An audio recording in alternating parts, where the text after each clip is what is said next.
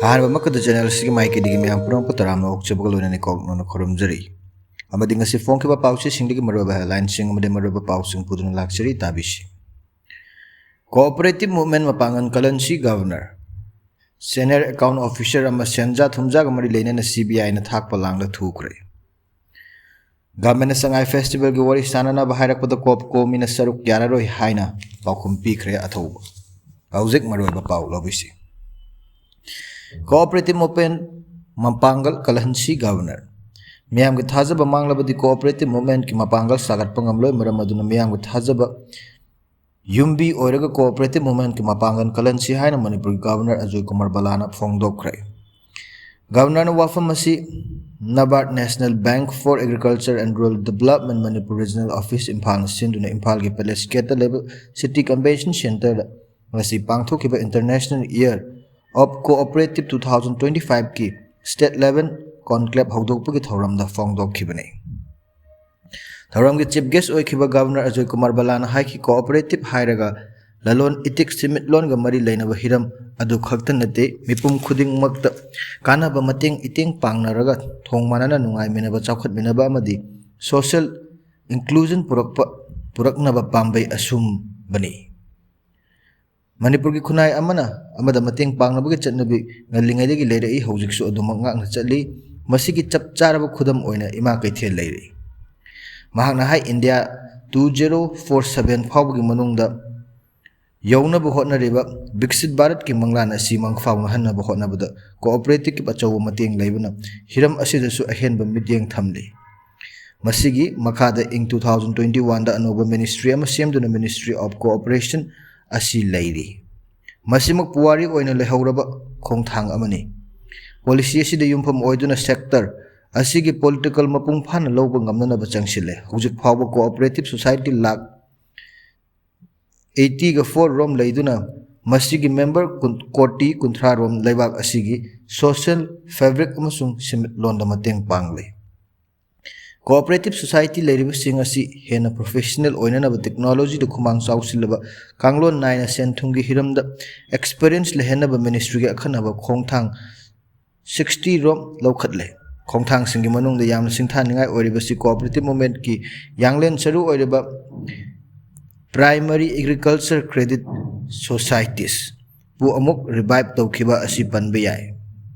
governor makhatana haiki digitalize asi yamna maru oiba hiram khakni adubu nabad ki mateng dagi Brexit single digital system launch tawri amarom dasu eke balana haiki cooperative khunai bu mangjil thana pukhatna bagi agentni social creativity purakna ba yumbini cooperative movement ki hana khongjil yanghanna ba hotna mina kisi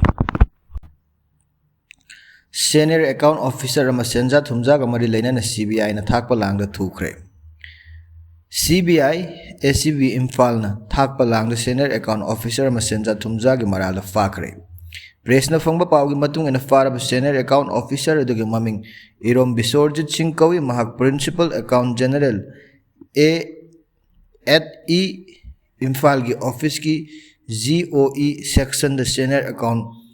Oina Thabak Tawune Hari CBI gi Anti-Corruption Branch Impal Central Government Office Singdigi Shenda Sumda Chathaba Thinganaba Paikhatlakpa Khongthang gi Saruk ama oina ngasi Principal Account General A at E Impal gi Office da Forensic Science Laboratory Pangai gi staff amagi MACP file process tawunaba lupa lising tara lowringaida office asigi ZOE section ki senior account oiba Irom Bisorjit Singh CBI ACB Imphal ki team amana faki bani hari government ki officer chathariba Senja Thumjaga thabak asi thinganaba CBI ki team amana ngasi Imphal ki office asida laktuna lang thaktuna Bisorjit pu sel lowringai da hakthengana faki bani case asigi mari lainana investigation chathaba haukibaga loinana official asigi mari lainaba mafam singda thibu humbagi thabak chathaba haukre Kanagumba Central Government ke public sector bank public sector undertaking employees sing sel pinana ba demand tawraba di CBI ACB Imphal ki mobile phone number 6909397799 natraga landline number 03 8524144145 ta pau pi na basu appeal tawrakli amadi pau gi likhul asina makha tana palakli Nakalamoromda government Sangai festival wari sana na bahairak pada koko mina saruk yarwe haina pakum pikre athoba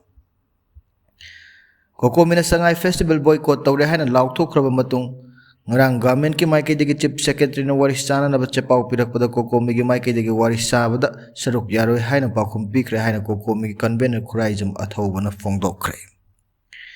Maisu Manipur Youth and Students Union gi Marisuba Foundation degi thauram ngasi Sangai de leba BB Pol Montel Development Home da pangthoki ima leba ki dama ka thawaina pontha pikraba athobi singi mafam da minute ani tumina leptuna kai khomna uttuna thauram adu hawdokki akanba security ki section thauranga loina na Sangai festival pangthokna ba honriba asi gamari lena pawmi sina hangba wahangi pawkhum piriduna thauram adu da special guest of honor oina saruk yakiba athobuna hai Manipur gi hojik oiriba phibam asida gamena Sangai festival nampuda pangthoknaba honariba asi matam yamna chade mahakna hai chindana festival asi lamdam asigi culture amadi tourism sector yokhatnabani haijarabasu nunggi oiba wahan thokti lamdam asida thokliba irang asi loire haina utpa yananaba sinbani adubu Manipur gi hojik tungdu laitadri mi lising kaya hojik so masagi yumda hanjinba ngamdri masiga loinana irang asida laikhidaba mi kaya gi achumba wild su phangba ngamdri maram aduna government su festival asi nampuda pangthoknaba honabiganu karigumba government festival asi nampuda pangthoknaba honarabasu miyamna saruk yagumsi festival asibu pangthoknaba sem sariba amadi saruk yariba mi khara asidi festival asigidama government kaithorokliba senfam share lahownaba honaba singni haina kokomina lawi State asigi hojik leriba fibam asi khangna miyamna su festival asibu mapung phana boycott tomina si haina athobuna fongdokki thauram adu preside tawkhiba Maisugi president wahengbam tanu chanu na hai mahi masing tamba fangriba mahiroi singbu lanai amadi government ki school singda medlem na mahi masing tamhannaba kana lejadraba amadi ana layeng amjadraba singi mating pangnanaba gi pandamda kanglop furup khuding makin naha singa suruk yaduna lingkhat khibani lakadaba chahi singdasu lup asina manaba khunai amagdamakta leptana thabak thorom kya paikhatnaba pandam thamli state asigi hojik oriba fibam asida government na Sangai festival pangthoknaba thorang tawriba si lup asina su yaningde Manipur miyamna su lairiba issue sing si khangna festival asida yaugumsi festival asibu boycott tawmina si haina tanu chanuna fongdokki thoram aduda South East Asia studies ki help ngakpigani health professor Dr. Singlen Maisnamna chief guest Maisugi advisor mayang lambam amutombi BP Pol Montel Development Home gi health mistress ta khelambam Anita Fidam gi president wahengbam Santa apaya gi president